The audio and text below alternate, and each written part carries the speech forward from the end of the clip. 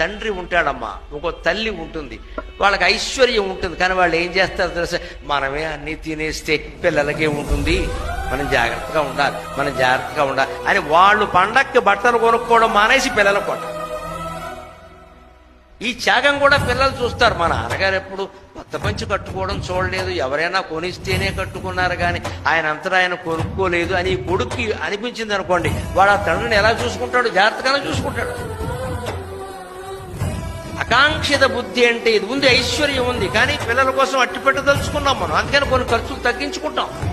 మనం సినిమాకి వెళ్ళడం మానేసి వాళ్ళని పంపిస్తాం. కొత్త దంపతులు ఇంట్లో ఉన్నారు అంటే పెద్దవాళ్ళు కొన్ని కోరికలు మానేసుకుంటారు. వద్దు వాళ్ళ కుర్రాళ్ళు వాళ్ళు సరదా పడుతున్నారు, వాళ్ళు వెళ్ళలేండి, మనం కూడా పెడితే హోటల్ బిల్లు ఎక్కువైపోతుంది అని వీళ్ళు నాకు ఈ పూట తినాలని లేదురా అని తల్లి ఆగిపోతుంది. ఎందుకంటే డబ్బులు ఖర్చు అవడం ఇష్టం. ఎన్ని కోట్లు ఇచ్చి ఆ తల్లి రుణం తీరుస్తారమ్మా?